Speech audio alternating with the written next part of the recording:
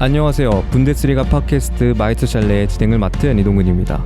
2026년 4월 5일 일요일 현재 시각 11시 25분을 지나고 있습니다. 마이스샬레 105화를 시작하겠습니다.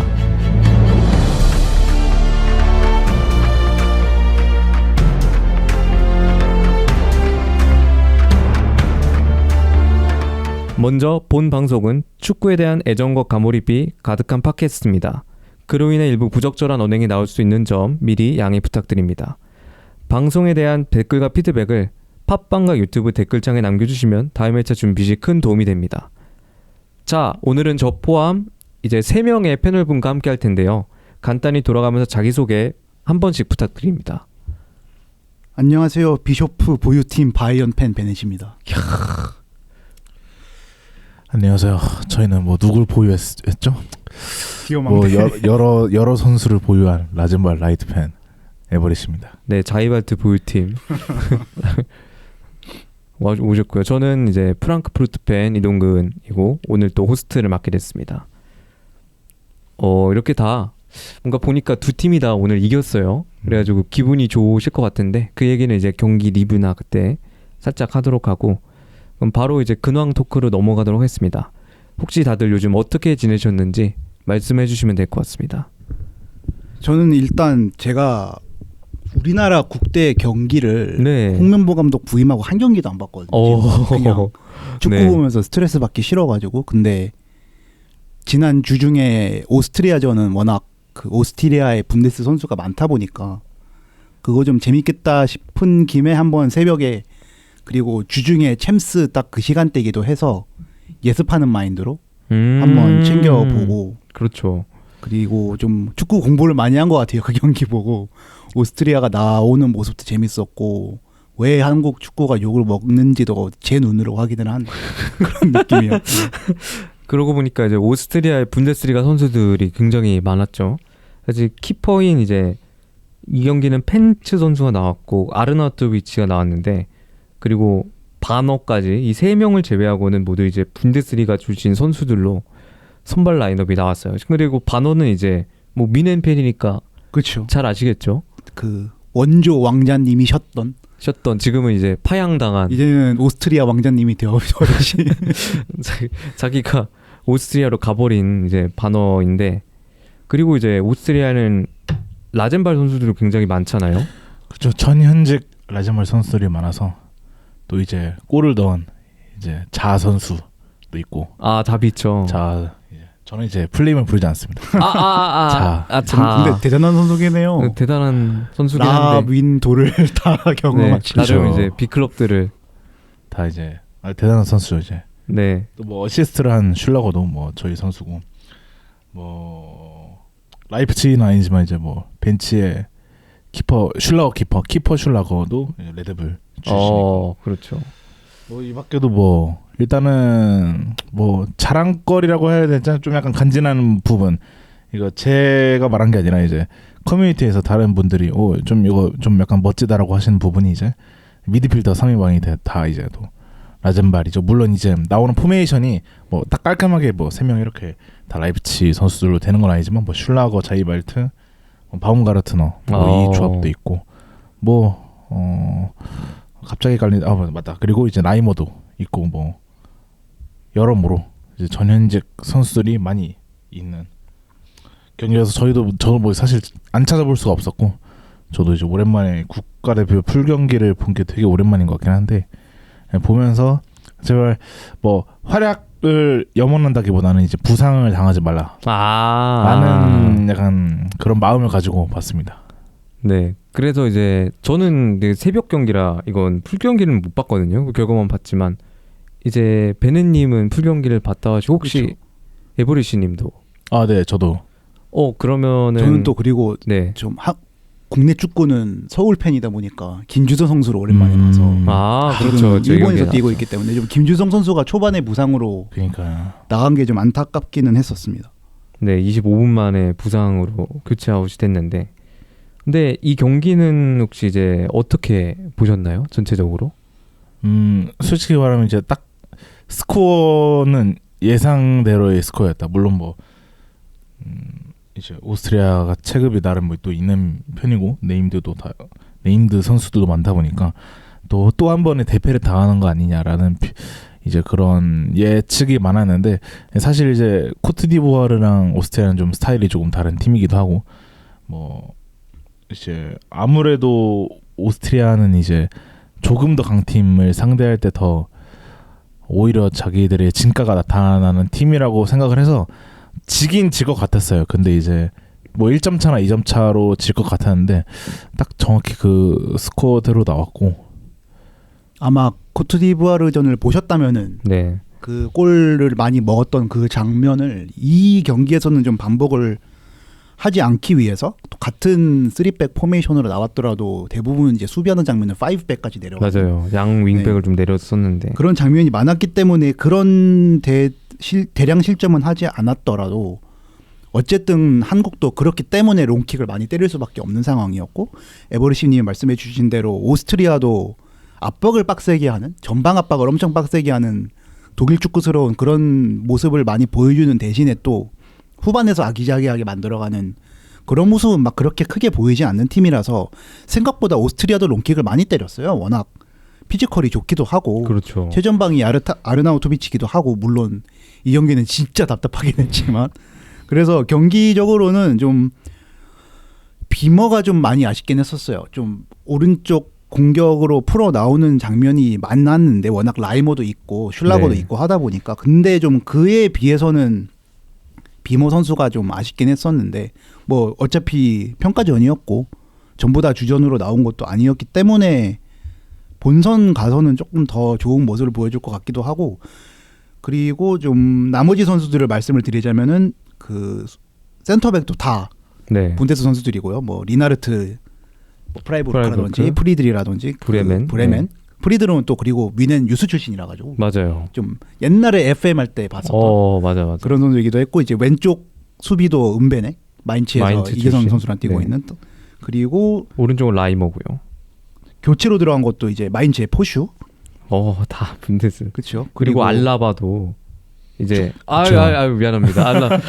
알라바도 미넨 출신이니까 못했기 때문에 뭐 그렇게 뭐 요즘도 혹평을- 못하고 있기 때문에 그렇죠. 그리고 좀 아르나우토비치 대신 나오는 것도 그레고리치 네. 좀 제일 약점인 것 같긴 해요. 스트라이커가 나이가 좀 다 많은 네. 선수들이라서 그게 좀 경합면에서는 괜찮을 수도 있겠지만 아무래도 제일 중요한 거는 스트라이커는 결정력이기 때문에 그게 좀 아쉬운 것도 있었지만 그 외에도 또 축구의 메카 선수도 그 바노 선수랑 마찬가지로 오스트리아 국대를 처음으로 선택을 해서 데뷔전을 치렀고 네. 그리고 뭐, 호펜하임의 프라스 선수라든지 그리고 그리고 예전에 이제 이제 호펜하임 있었던 그릴리치, 그렇죠. 지금 브레멘의 로마누 슈미트, 프랑크푸르트의 전설 칼라이지치도 있었고요. 이런 식으로 다 분데스 보다 보면은 봤던 선수들이라서 되게 저는 재밌게 봤었던. 저는 오히려 좀 한국 국대에 기대치가 전혀 없다 보니까 좀 재밌게 볼 수 있었던 그런 경기였던 것 같아요. 사실 이제 국가대표 경기를 보면서 뭐 분데스리가 출신 선수들이 이렇게만 많은 경우는 또 보기 힘들기 때문에 저도 좀 재밌게 좀 봤었고 뭐 같은 독일어권이기도 한 점, 뭐 인접 국가인 점이 뭐 크게 작용하겠지만 또 이제 저는 이제 또 아무래도 이제 라비치 팬으로서 뭔가 또 레드불이 오스트리아와 독일에 정착하고 나서 또 나름 오스트리아 국가대표팀이 그런 퀄리티에 큰 기여를 했다고 생각을 하는 사람으로서 좀 나름 제가 뭐 사실 뭐 대한민국을 응원은 했지만 그래도 나름 조금 그 오스트리아 라인업을 보면서 오히려 조금 뿌듯함을 느끼면서 좀 봤었던 그런 묘한 감정이 드는 경기였습니다. 그렇죠. 확실히 이제 상대 팀에 자기가 응원하는 팀에 선수가 있으면은 그 선수는 또 응원하게 되거든요. 그리고 그 선수가 골도 넣어줬으면 하는 은근한 바람도 있고 또 그러면 알려지지 않겠습니까? 그렇죠. 사실 베스트 11으로 따지면 거의 한 5명이 전현직 라젠바리 그렇죠. 선수들이기 때문에 나는 뭐 또 재밌게 봤고 또 국대에서는 이 선수가 어떻게 활용되나 이런 거를 그 차이점을 보는 것도 좀 재밌었고 뭐 아까 뭐 말씀하신 것처럼 아무래도 톱이 조금 맞아요. 아쉬웠다.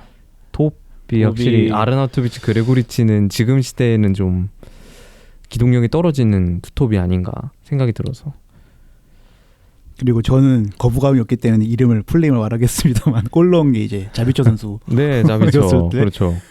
그 어시를 슐라거 선수가 있고 그 시퀀스 시작은 라이머 선수였거든요. 워낙 라이머 선수가 이번 시즌 오른쪽 풀백에서 좋은 모습을 장점을 보여주는 똑같은 그거를 살리는 장면이었어서 뮌헨으로 시작을 해서 라이프치히가 어시를 하고 도르트문트가 골을 넣는. 그때 다 이제 다 라젠발 그렇죠. 출신. 근데 다 라젠발 출신이. 인계는 좀 너무 신기하네요. 좀 재밌는 장면이었어요. 아니, 좋은 거 아닌가요? 라젠발 출신이 그렇게 근데 잘해서. 사실 그 이제 레드불이 네. 그 많은 오스트리아 선수들을 이제 라이프치히에 꽂아 넣었는데 사실 뭐 그래서 뭐 오스트리아 선수들이 반갑긴 한데 사실 이제 오스트리아인들이 조금 재계약할 때 조금 그 짜증나게 하는 하필 지금 또 그런 습성이 라이머 선수도 아이고야. 아이고야. 그래서 좀 그런 기질이 있습니다. 그래서 좀 짜증나긴 한데 그래서 조금 약간 불안한 게 지금 바우미가 엄청 잘하고 있지 않습니까? 그렇죠. 빨리 재계약 소식. 계약이 많이 남긴 했지만 네. 불안하다.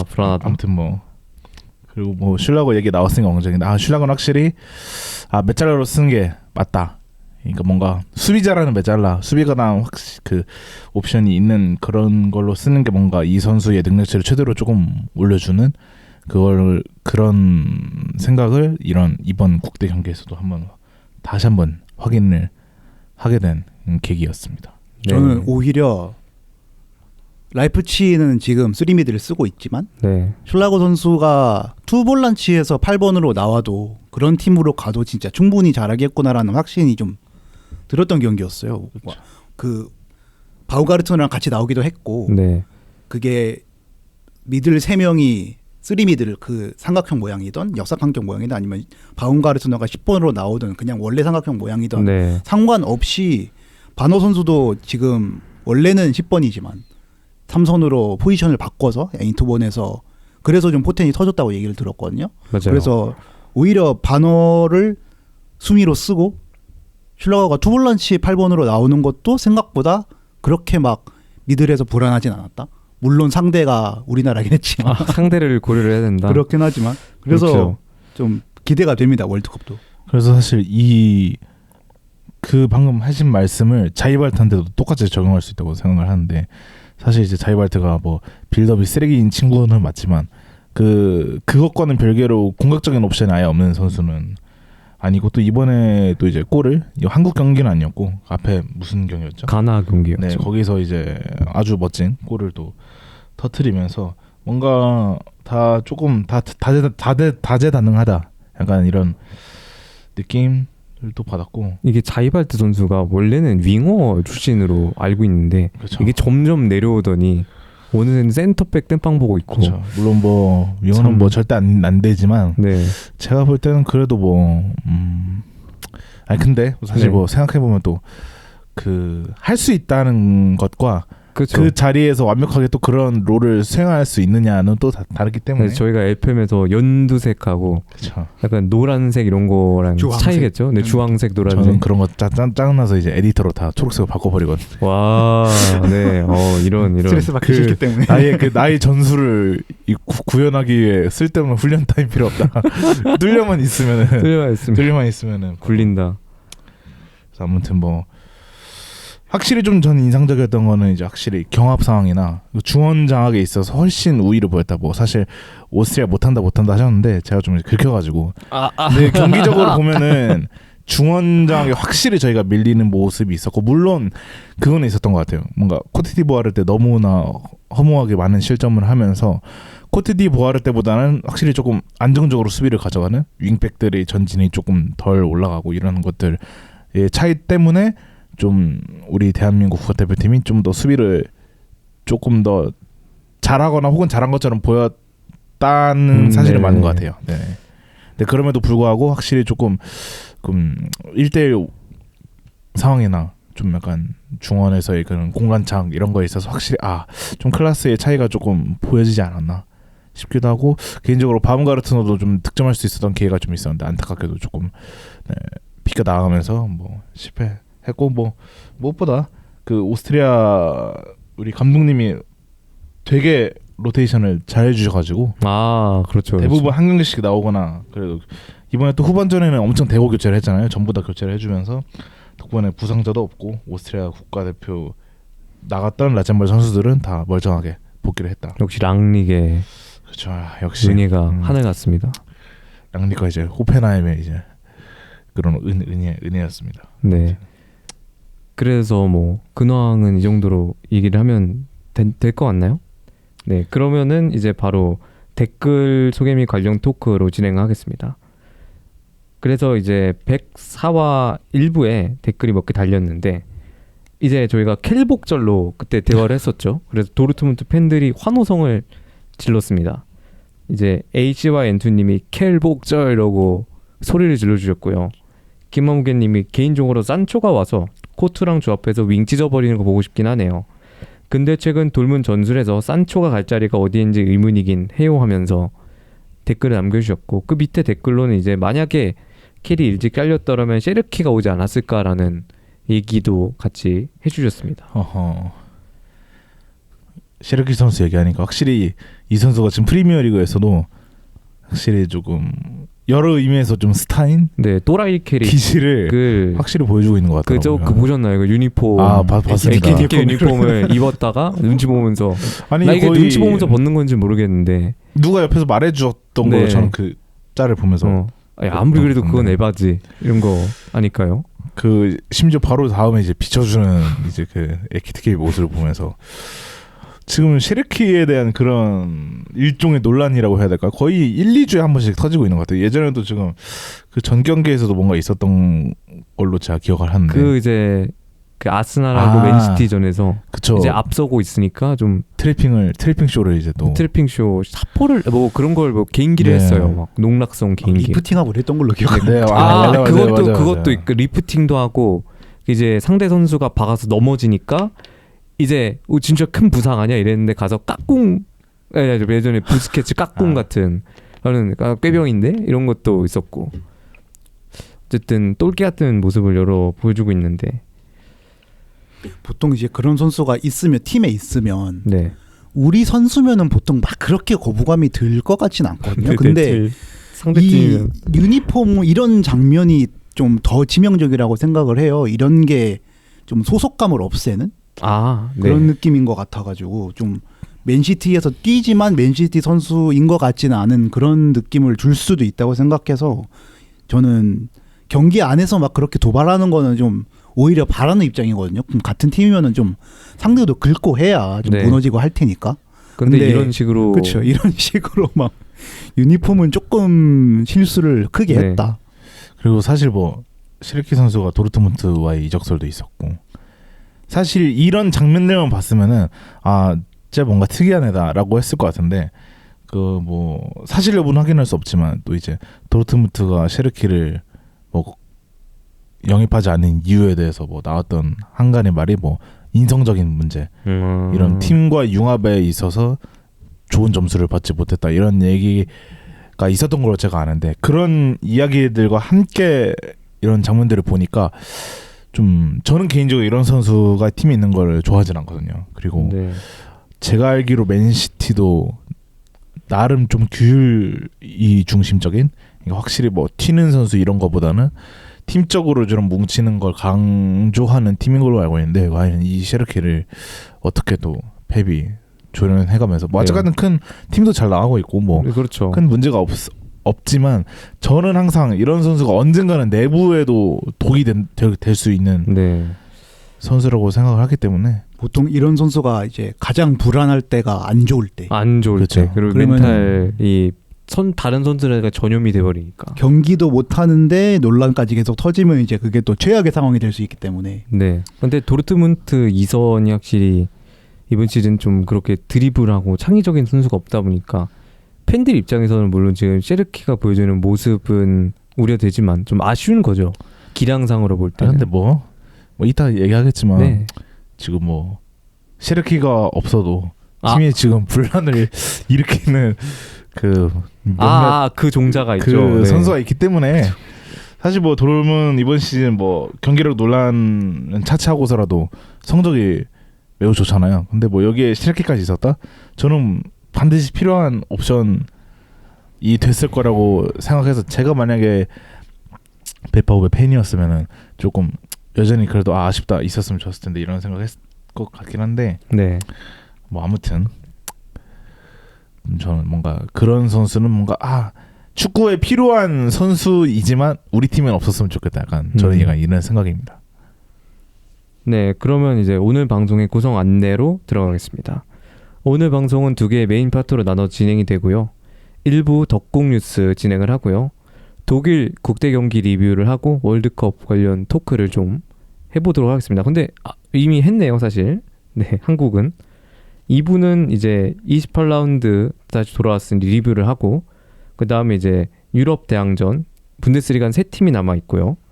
29라운드 프리뷰까지 진행을 해보도록 하겠습니다. 그래서 바로 1부 덕국뉴스로 들어가 보도록 하겠습니다. 덕국뉴스 시간입니다. 덕국뉴스에서는 오피셜 구단 뉴스 소식들을 다루고요. 먼저 1위 바이에른 뮌헨부터 해보도록 하겠습니다. 뮌헨은 소식이 굉장히 많은데 일단은 8월에 제주도와 홍콩으로 뮌헨이 투어를 온다고 해요. 아직 오피셜이 나온 건 아닌데 뭐 발표만 남은 것 같긴 하고요. 네. 제 덕분에 여름 바캉스 위치가 결정이 되어 버렸어요. 제가 제주도 가실 건가요? 가야죠. 네. 경기 보러 가야죠. 네. 그래서 내용을 좀 읽어보면 올여름 아시아 마케팅 투어에 뮌헨이 나선다고 하고 8월 투어에 홍콩과 제주도를 방문할 일정이 끼었다고 하고요. 제주 SK는 2025년부터 예전에 제가 얘기했던 레드앤골드 풋볼의 협력 구단으로 들어와 있고요. 뮌헨은 이제 제주와 친선 경기를 치를 예정이라고 합니다. 좀 걱정이 되는 게 어쨌든 이제 제주도라는 곳에서 경기를 치르게 되면은 아무래도 접근성이 좀 떨어져서 흥행이 되지 않지 않을까라는 우려는 있긴 하거든요. 저도 반응을 좀 봤는데 사람들이 이제 제일 걱정하는 거는 워낙 제주도가 중국인 관광객이 많다 보니까 그런 사람들이 좀 많이 좌석을 차지하는 게 아니냐. 그럼 좀 그런 문화를 생각하는 그런 사람들끼리 좀 같이 와서 놀고 싶은데 그런 게 좀 없으면은 지난번에 방한을 해서 했었던 그 토트넘 경기처럼 뮌헨 응원석인데 토트넘 유니폼 입은 사람이 그냥 대부분 앉아 있었던 침투해가지고 네. 그리고 그 경기가 저도 직관을 갔었는데 진짜 사실인지 모르겠는데 제가 들었던 얘기가 거기에 어쨌든 골대 뒤는 응원석이잖아요. 그렇죠. 그래서 바이언 사람들이 이제 한국에서 사는 독일 사람들도 와가지고 막 진짜 바이언 현지에서 응원하듯이 일어나가지고 막 노래 부르고 워낙 분데스는 90분 내내 노래를 그 울트라스들이 부르는 리그다 보니까 그렇게 했는데 이제 그런 문화를 잘 모르던 사람들이 경찰을 불러서 진짜 안 보이고 시끄럽다 이렇게 얘기를 해가지고 논란이 됐다는 얘기를 저도 100% 사실인지는 모르겠어요. 근데 저도 들었었던 게 그 노래는 들었고요. 네. 제 오른쪽 뒷자리에 그게 있었고 대부분의 사람들은 다 박수 쳐주면서 좋아했어요. 그런 문화가 새롭기도 하고 그리고 재밌으니까. 그렇죠. 근데 어느 순간부터 그 노래 소리가 안 들렸었거든요. 그래서 좀 만약에 이 경기에서도 그런 일이 생긴다. 그러면 저는 가서 합리적 의심 정도가 아니라 저는 가서 정도가 같이 싸워줄 생각이기 때문에 울트라스가 되게 싫어가지고 네, 제가 데려 같이 가서 노래를 부르러 갈 예정이기 때문에 좀 재밌게 봤으면 좋겠고요. 저는 뭐 이렇게 방한 와주는 건 너무 고맙고 그 월드컵 직후기 때문에 좀 주전이 많이 나오지 않는 건 아니냐 이런 걱정하시는 분들도 계시거든요. 워낙 그러면 또 재미가 떨어질 수 있기 때문에. 네. 근데 저는 개인적으로는 전혀 상관이 없어서 어린 선수도 어차피 우리 선수고 그 선수들을 어쨌든 지도하는 것도 콤파니 감독이기 때문에. 네. 그리고 또 뮌헨은 젊은 좋은 선수들도 많기 때문에. 그래서 기대가 됩니다.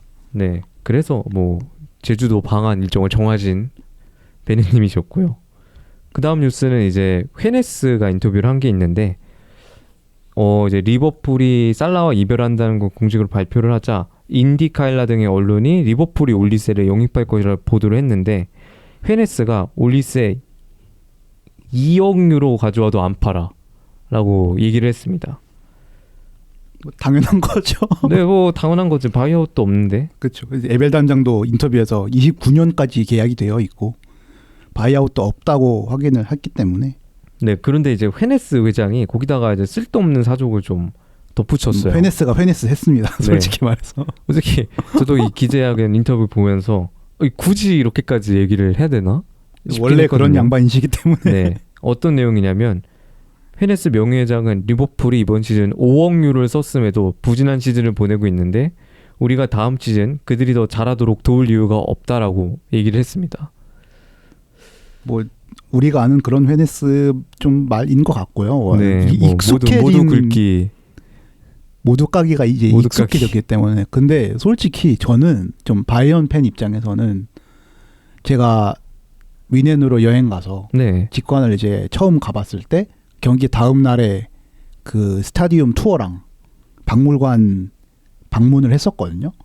그래서 이제 그 박물관을 가면은 위넨의 역사가 이제 쫙 나와 있어요. 네. 근데 70년대부터 바이언의 역사는 그냥 회네스예요. 네. 그 내용을 읽어보면은 회네스가 없는 데가 없어요. 지금까지.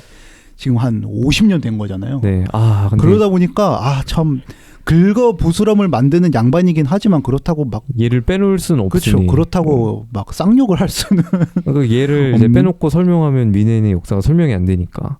최근에 이제 회네스가 또 게임에 나왔죠. 그렇죠. 그래서 피파 온라인 나와가지고 이 사람이 그 사람이에요라고 네, 이제 물어봐. 다 물어본 사람들 많더라고요. 회네스 하면 얘가 얘예요? 아, 얘구나. 라고 이제 모두가 알게 된 회네스의 얘기였고요. 뭐 그렇다고 해서 올리세를 뭐 영입할 뭐 확률이 늘어나는 것도 아니고 리버풀 입장에서 솔직히 살 팀도 딱히 안 보이고 그리고 안 판다고 하고 바이엇도 없는데 그쵸. 남아있지 않겠습니까? 오히려 리베리 때처럼 생일 파티 명목으로 생일 파티. 협박해가지고 붙잡으면 모를까. 네, 정말 올리세 페네스 말대로 2억을 가져와도 안 팔 선수입니다. 네, 올리세는. 기간도 많이 남았고요. 그 다음에 뉴스는 이제 하파엘 게르이루 선수가 시즌 후 FA로 나간다는 오피셜이 나왔습니다. 이제 도우망 출신이죠. 게레이루는 2023년 도르트문트로부터 FA로 영입이 됐는데 이번 시즌 끝나고 FA로 결별이 확정이 됐습니다. 좀 장점이 막 그렇게 큰 선수는 아니었다고 생각을 하는데 뭐 애초에 데려올 때도 주전으로 쓰려고 데려오는 느낌보다는 전천후 백업으로 사용하려는 느낌이었고 FA로 와서 FA로 나가는 거기 때문에 크게 막 그렇게 악감정도 없을 거라고 생각을 단물 잘 빨고 버렸다. 얘기를 할 수 있을까요? 보내주었다. 네, 너무 말이 심했나 이거? 아 근데 또 틀린 말은 아닌 게 게레이루가 뭐 완전히 풀백으로서의 기동성은 이제 없어지기 했지만 여러 포지션이 정말 잘 썼다는 생각이 들거든요. 한때는 오른쪽 풀백으로 인버티드로 써서 되게 백업을 오래 한 적도 있어요. 오른쪽 풀백 맞아요. 다 부상당해가지고. 이번 시즌에 이제 공미까지 백업 보면서 나름 골도 많이 넣었고. 그렇죠. 그래서 잘 해줬고 고맙고 잘 네. 가라. 잘 가라. 네, 그렇습니다. 네. 그 다음 뉴스는 이제 바이언이 다음 시즌 백업 골키퍼를 찾고 있다고 합니다. 노이어가 만약 이번 시즌이 끝나고 은퇴를 한다면 우르비를 백업 골키퍼를 영입할 생각이라고 합니다. 그래서 좀 목록이 나온 게 호펜함의 바우만, 함부르크의 다우페 등이 거론이 되고 있습니다. 현실성이 있을까요? 근데 바우만이 이거 근데 뭐 그때 저희가 존머처럼 오는 경우가 있지 않겠습니까? 근데 존머는 주전으로 뛰기로 왔던 게 때문에 조금 차이가 있다고 생각하긴 그렇죠. 하는데. 우르비가 있어서. 그래서 다 대부분 하는 말이 비슷한 것 같아요. 와서 백업 역할을 맡기 위해 올 생각이 있을 것인가. 그래서 뭐 나이가 든 골키퍼를 찾는 건 뭐 당연한 수순이라고 생각을 하지만 아직 막 그렇게 가능성이 있어 보이지는 않는 것 같아요. 네, 사실 이제 기존에 지금 임대 갔던 골키퍼들 있잖아요, 미네에서. 아, 그래서 최근에 있고. 그 얘기도 나왔었어요. 만약에 노이어가 은퇴를 한다면 뉴벨이 와서 우르비와 경쟁할 의향도 있다. 이런 식으로도 얘기가 나왔었어가지고. 근데 일단 제일 큰 전제가 노이어가 재계약을 하냐 안 하냐인데 어제 경기를 보니까 1년 더 해도 될 것 같거든요. 너무 잘해가지고. 그래서 정말 나이 40 먹고 참. 최근에 40번째 생일을 맞이한 노이어인데도 잘하더라고요. 네, 그래서 정말 다음 시즌 골키퍼 구상에도 정말 미는이 고민이 있을 것 같아요. 이게 우르비가 아무리 봐도 나중에 주전 골키퍼를 먹을 각이 보이는데 그 전까지 좀 바통을 어떻게 넘겨줘야 될지. 울라이 골키퍼가 재계약을 해서 계속 서드를 맡는다는 얘기도 있고요. 네, 아마 서드겠죠 계속. 울라이는. 그래서 일단 노이어 상황을 확정을 지어야 좀 가능할 것 같긴 한데 그렇다고 좀 너무 결정을 막 시즌 끝나고 하다가 그게 너무 늦어져서 네. 애매해져서 좀 꼬여버리는 그런 상황만 없었으면 좋겠어요. 네. 그래서 뭐 골키퍼 문제는 여름까지 지켜봐야 될 것 같고요. 그 다음 뉴스입니다. 그 다음 뉴스는 이제 도르트문트인데 또 나왔습니까 이거? 슐로터백 너 임마 작작 좀 해라. 그래서 이제 슐로터백 선수가 이제 켈 단장이 최근에 팀을 떠났잖아요. 그래서 인터뷰를 한 게 있는데 켈과 오랫동안 협상을 해왔지만 그가 떠났기 때문에 협상은 완료되지 않았으며 아직 확정된 것은 없다라면서 다시 협상이 원점으로 돌아갔다는 얘기를 했습니다. 도르트문트 팬들 입장에서는 복창이 터질 소식인데요. 그리고 이제 올레 보크 디렉터가 새로 선임된 이후 간제비와 보크는 지난 월요일 처음 직접 만났다고 하고 또 얘기를 들어보니 또 뭐 건설적인 대화를 나눴다며 또 몇 주 걸릴 거라고 하네요. 언제까지 이러셔야 되는지 참. 이게 저도 대본을 써보니까 이 양반 얘기를 15일서부터 쓰고 있었거든요. 근데 이게 매달마다 이러니까 왜 이런지 모르겠어요 이 선수 도대체. 아니 뭐 사실 뭐 그냥 뭐 냉정하게 바라보면은 네. 저는 뭐 어쨌든 그냥 회사를 다니는 직장인의 입장으로 생각을 하면은 사실 뭐 그렇게 뭐 제가 도르트문트 팬은 아니지만 네. 화는 안 날 것 같거든요. 근데 이제 이게 왜 화가 났냐를 해보면은 아무래도 이게 그 프로 스포츠라는 게 팬이 되게 깊숙이 얽혀 있는. 네, 그리고 응원이라는 개념 자체가 있고 제가 무슨 주장단이잖아요. 그렇죠.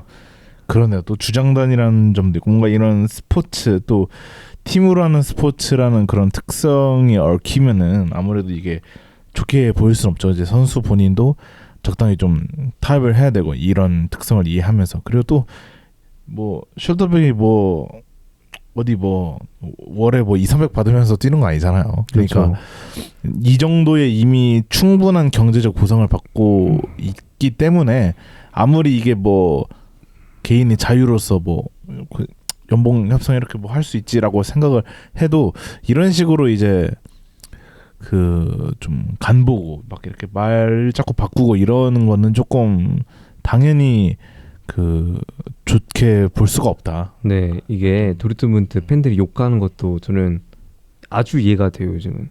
그래서 뭐 얘기를 하자면 슐로터백 측은 바이아웃 조항과 연봉에 대한 재협상을 원하고 있고 합의된 고정 이적료를 받는 조건으로 올여름 이적할 수 있는 옵션도 갖기를 바라고 있다고 하는데 이거 제정신입니까?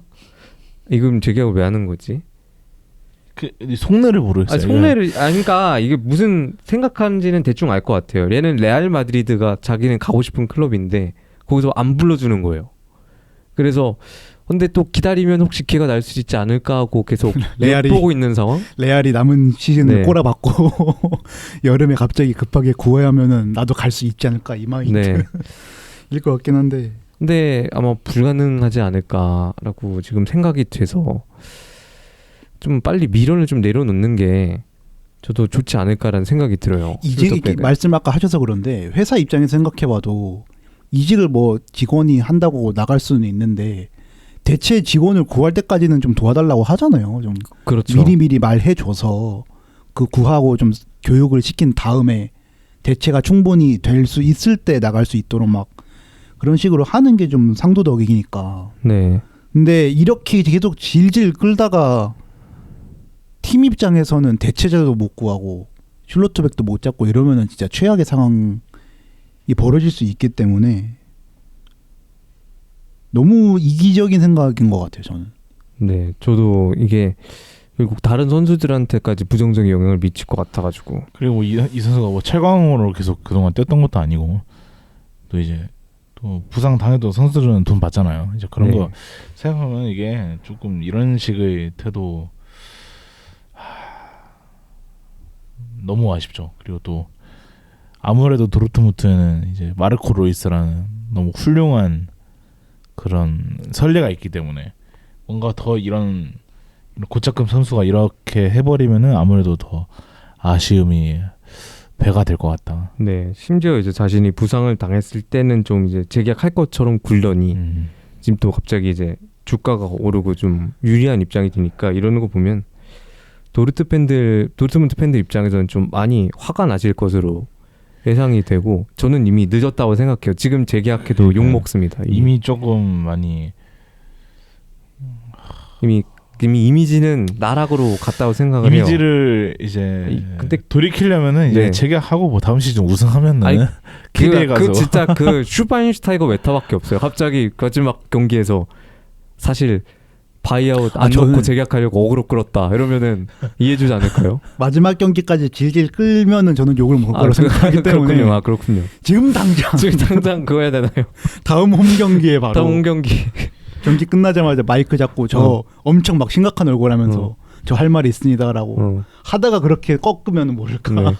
예, 그리고 라젠발 팬 입장에서 생각해보면은 뭐 물론 부상 기간이 차이는 있지만 뭐 예를 들어서 헬릭스가 네. 지금 얼마 전에 돌아왔잖아요. 거의 뭐 1년 넘게 못 뛰었는데 헬릭스가 이제 돌아와서 갑자기 좀 잘해가지고 몇 경기 잘해가지고 막 이런 식의 그런 행동을 보인다. 그러면 엄청 화가 나고 엄청 이거는 너무 빡칠 수밖에 없는 포인트다 이거는. 바이언 팬 입장에서는 저도 좀 너무 여기서 많이 했던 얘기긴 한데 바이언도 우파메카노 재계약 사가가 이번 시즌 되게 길었기 때문에 근데 결국에는 결말이 완전히 달랐던 게 우파메카노는 바이언 측에서 먼저 최후 통첩을 날려버렸는데 그거를 에이전트가 좀 질질 끌려고 하니까 우파메카노가 직접 단장한테 전화해서 재계약하겠다 이렇게 엔딩이 났었거든요. 좀 그렇게라도 깔끔하게 나니까 사람들이 욕하는 게 조금 줄었는데 이거는 정반대의 엔딩으로 가고 있기 때문에 계속 욕하는 사람이 더 많아질 그럴 상황이라서 너무 루즈루즈 상황 같아요. 아무리 이거를 뭐 재계약을 한다고 해도 슐로터백도 네. 만족을 못할 것 같고 팀도 만족을 못할 것 같은. 이미 떨어진 이미지는 추스릴 수 없을 것 같아서 이거 참 장기적으로 좀 걱정이 되네요 이게. 근데 어쨌든 재계약을 하는 게 그나마 최선의 결과겠죠. 그래서 뭐 슐로터백 얘기는 이 양반 재계약할 때까지 안 하도록 하겠습니다. 다음은 이제 라젠발 소식입니다. 라젠발은 이제 에버리시님이 읽어주시면 될 것 같아요. 네, 제가 얼마 전에 이제 커뮤니티에 저희의 주급 예상표, 뭐 주급이란 게 뭐 발표된 것도 있겠지만 대부분은 이제 그냥 다 추정으로 하는 걸 텐데 이제 그 표를 올렸습니다. 거기서 이제 아까 말씀드린 헬릭스가 거의 상위 탑 5 안에 들고 제일 지금 어찌 보면은 거의 원탑급의 활약을 펼치고 있는 디오망대가 거의 최하위권. 그러니까 경기에 선발로 나오지 않는 진짜 그 유망주 선수들을 제외하면은 거의 준주전과 비주전, 그러니까 주전과 준주전 급들 중에서는 거의 최하위권이거든요. 그래서 그만큼 이제 지금 염가로 지금 디오망대를 잘 활용하고 있다. 라는 물론 뭐 이정료는 꽤 주고 데려왔으니까. 그렇죠.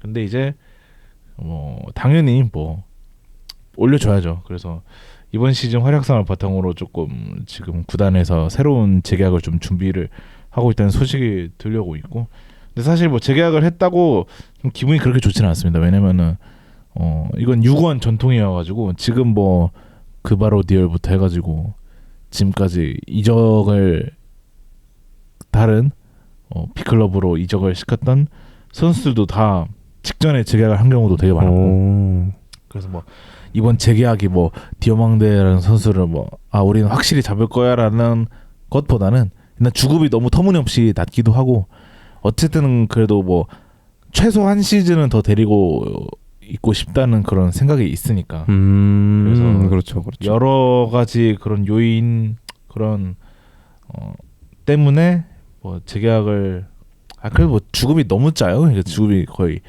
거의 진짜 웬만한 주전 선수들이랑 제가 거의 10배 이상 차이 나는 걸로 알고 있는데 너무 짜기 때문에 그래서 일단은 이거는 재계약을 당연히 뭐 하는 게 맞다고 생각을 하고 그래서 꽤나 인상된 주급이 제시될 것으로 예상이 되는데 이제 그나마 조금 제가 긍정적으로 보는 거는 여전히 바이아웃은 삽입하지 않을 거다라는 조금 예상이 돌고 있습니다. 아무래도 어쨌든 여전히 구단이 갑이기도 하고 그리고 이제 많은 팬분들이 아시다시피 디오망대가 이제 에이전시 문제가 있습니다. 그래서 저번에도 저희가 한 몇 달 전에도 말씀드린 것 같은데 에이전시 문제 때문에 사실 오죽하면 이것 때문에 이번 시즌 구단이 허락을 해도 이적이 쉽지 않을 것이다라는 말이 있기 때문에 어쨌든 뭐 이런 굳이 따지면 갑을 관계가 이제 저희 구단 쪽이 완전 갑이기 때문에 아마 바이아웃 없이 그냥 주급만 조금 올려주는 형태로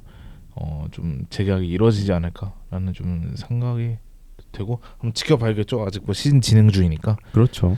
그리고 저번에 제가 이제 반주지가 콩고민주공화국 대표팀으로 원래 이 선수가 이제 네덜란드 연령별 대표팀에서 뛰었는데 콩고민주공화국으로 이제 그 대표팀을 옮긴다 했는데 제가 좀 잘못 알려드린 부분이 있어가지고 이게 정확히 제가 찾아보니까 생각을 한다 이런 뉘앙스였더라고요. 그러니까 뭐 합류를 고려하고 있다라는 그런 뉘앙스의 발언이었는데 이게 제가 착각한 게 이제 그 트랜스퍼 마켓에 바뀌었어요. 그래서 뭐 이 선수가 그 23세 이하 팀으로 뭐 합류하나 해가지고 알았는데 이제 이번 AMH 기간 때 그냥 그대로 네덜란드 그 U21에 합류를 하면서 아직 조금 이 선수 좀 고민하고 있는 것 같다라는 생각이 들고 제 생각에는 굳이 약간 네덜란드에서 조금만 더 잘 버티면은 몇 시즌 더 있으면 네덜란드에서도 충분히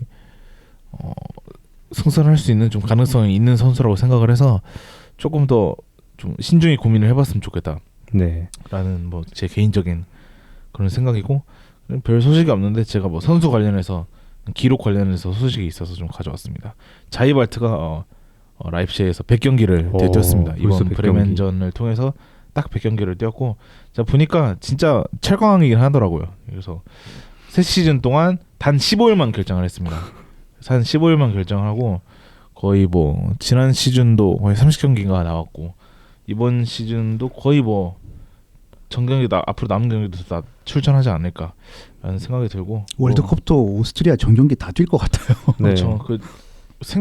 제가 보니까 생각보다 자이발트가 조금 중원에서 꽤 중요한 역할을 맡고 있더라고요. 그 오스트리아에서. 그래서 6번이 워낙 중요하니까. 뭔가 올해가 자이발트의 뭔가 좀 더 스텝업이 될 수 있지 않을까라는 생각이 들고 사실 뭐 자이발트 욕 많이 했지만 뭐 아마 제가 시즌 결산을 조만간 하겠지만 아마 결산 때 자이발트의 평가에서 단점은 크게 말하지 않을 것 같다. 그만큼 점점 시즌이 거듭날수록 안 좋은 건 좀 줄어들고 그렇죠. 좀 장점이 좀 늘어나서 조금 뿌듯하고 사실 뭐 장난으로 자이발트를 좀 디스를 하긴 하지만 프랑크푸르트는 그 정도 6번도 없는 게 사실이거든요. 자이발트 오면 레드카펫 깔아드려야지. 이게 무슨 결례입니까? 그래서 뭐 좋아하는 선수입니다. 저 자이발트는. 그래서 뭐 또 레드불 혈통이기도 하고 잘 됐으면 좋겠고 그리고 이제 누사가 역시 이번 경기를 통해서 분데스리가 50경기 출전을 달성을 했습니다.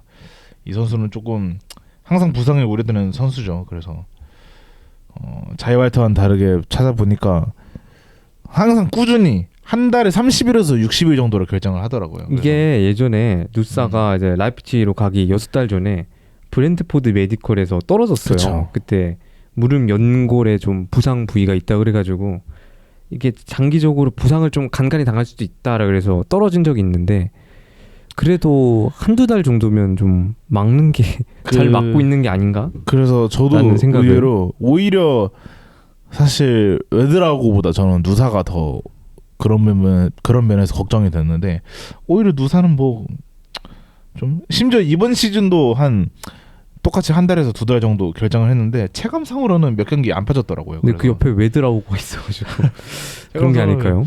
별로 안 빠졌고 다행히 이번 시즌에 뭐 저희가 챔스를 안 나가서 그런지 그 결정한 일수에 비해서 경기는 별로 안 빠졌더라고요. 그래서 이번 시즌은 좀 체감상 부상 없이 좀 나오고 있다. 그래서 오히려 요즘은 사실 이제 공격의 효율성 문제 때문에 저번엔 또 이제 벤치에서 출발했고 네. 오히려 이런 부분을 좀 걱정해야 되지 않을까 했는데 또 이제 바로 복귀하자마자 골을 또 터뜨려가지고 아무튼 뭐 50경기 축하하고요.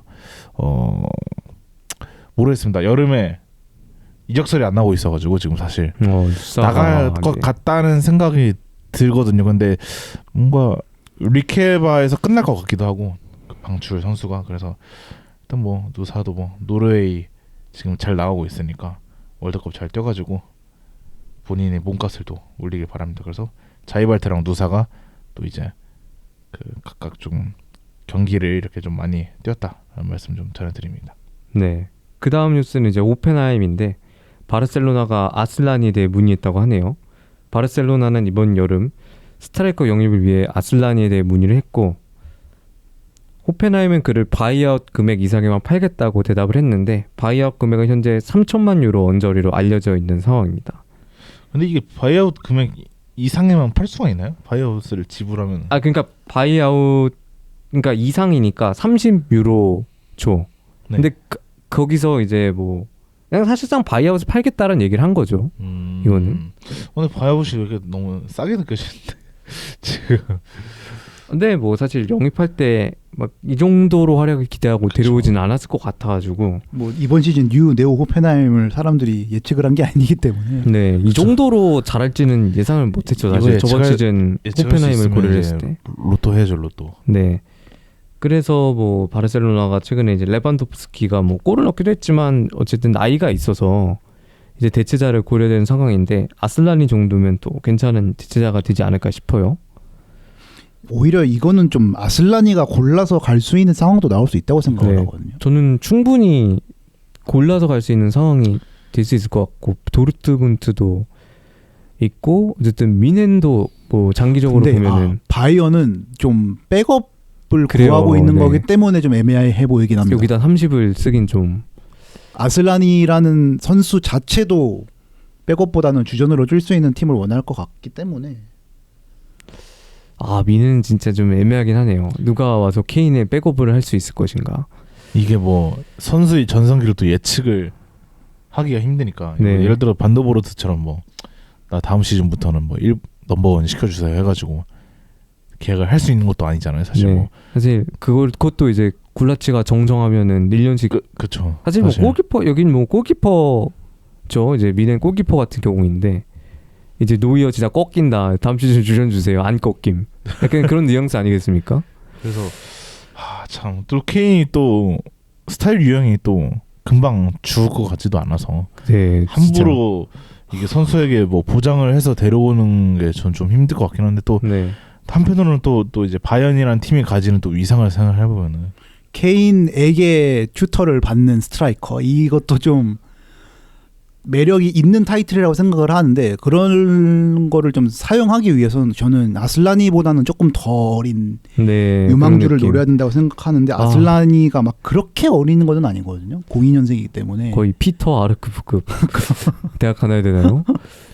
그래서 일단 이따 뭐 경기에서 말씀드리겠지만 또 이번에 엄청난 골을 또 왼발 넣어서 몸값이 지금 꽤 높은 주급으로 갈 수 있을 것 같다. 만약 이적을 한다면 좀 그런 생각이 듭니다. 네, 저도 호펜하임이 이번 시즌 챔스에 못 나간다면은 아슬라니는 모든 팀들이 다 이적을 노릴 것 같아서 좀 궁금합니다. 만약에 다른 팀으로 가서 이 선수가 어떻게 활약할지도.